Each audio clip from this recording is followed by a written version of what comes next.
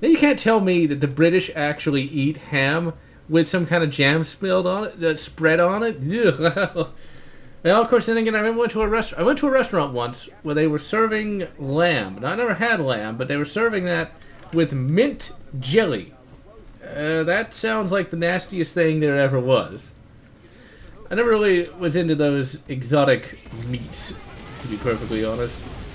I have very simplistic tastes, it would seem, when it comes to food. Now, this part here is actually both historical and it was made famous by the movie The Longest Day, which is one of my favorite... It's probably my single favorite World War II movie of all time. It was one of those all-star World War II movies with, like, every star from that particular era. Like, it had... Oh, the first one that comes to my mind is John Wayne. Although, I've never seen that many of his movies, believe it or not. He just has that mystique about him.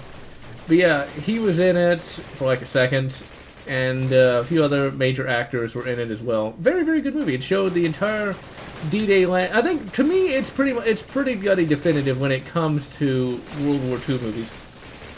I mean, yeah, it's not as blood and gore as, say, Saving Private Ryan, but I think in terms of story, characters, acting, and all the rest, and definitely setups, it just is a little bit better in some. It's a lot. I think it's a lot better in many respects than Saving Private Ryan. Saving Private Ryan is not a bad movie.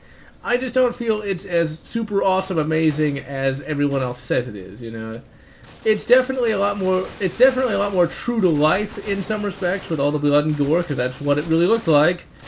But I still just don't know if that necessarily is all it takes to make for a better movie. What's really kind of interesting, though, about Saving Private Ryan, at the very least, is I think it definitely served as a wake-up call to a lot of people who thought war was glorious and fun, which, in fact, it is not. This is a video game, a very fun video game, but keep in mind that when we're shooting these crowds, if this were real life, one bullet would kill us, or potentially severely wound us, and somebody getting hit with a .303 round is going to mess them up quite a bit. They're going to be missing heads, missing limbs, and having massive holes blown into them. It's not fun.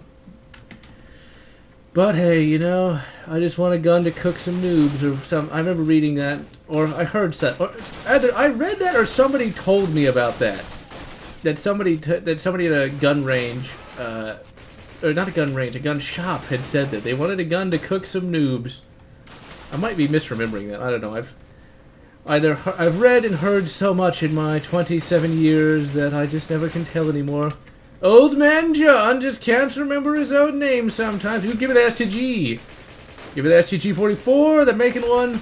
They're remaking this thing in a semi-auto with a fucking Picatinny rail. Oh, I want one. I'd have to pay $2,500 for it, but I want it nonetheless. This part of the game always kind of annoyed me at times, though, just because like the German infantry just kind of trickles in, which is pretty much kind of like real life. So you just got to keep watching where they're at. But the STG, man, I've always liked this rifle. This was the first select fire intermediate round rifle, you know, ever really fielded in large numbers. There had been some others prior to this that were kind of like that, but this is the one that really combined all that we would consider a modern military rifle needs to have. Now this is the west bank of the canal, right? Or is it not? Or like, we have to go over here and like it'll trigger something. Cause, like, that's the only problem with games being very scripted is like you don't know what triggers what.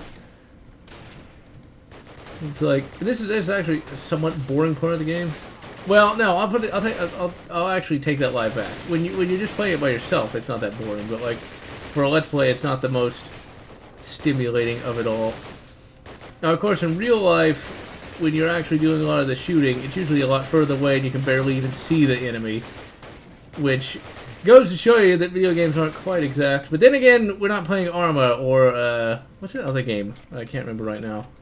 Oh, I had the tip of my tongue. Red Orchestra, that's one. I've played Red Orchestra, and I'm absolutely terrible at it, as you'd expect. It's one of those games I'd love to like, but I'd have to actually be good at it to enjoy it. And I just cannot sit there and play it for the countless hours necessary to get good at it. You know, I can't. I got so much other stuff I gotta do. It's like, I'm going to dedicate my life to being good at one video game and one video game only. Now, some people who are like legitimate pro MLGs who like go to the tournaments and things of that nature, they can do that. It makes sense for them to do it. Because if you're a pro MLG, you can definitely make quite a bit of money off of playing games professionally. Especially League of Legends. League of Legends, I hate that game. I've never been good at it at all. I've tried to play it on occasion. Well, now, let me be honest with that. I actually played it more because Mizio likes it. Or liked it, as far as I know. And, you know, I was like, okay, you know, it's not that bad of a game.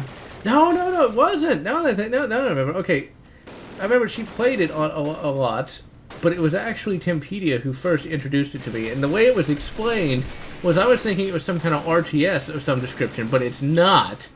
It's that weird, it's a MOBA. I forget what MOBA stands for, but I just don't like it.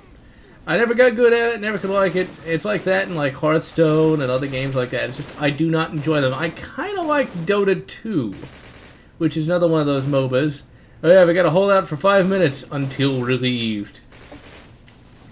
And, you know, I guess, once again, if I really, really liked that kind of game, I would play it and potentially get good at it, but I don't like it. It's just not...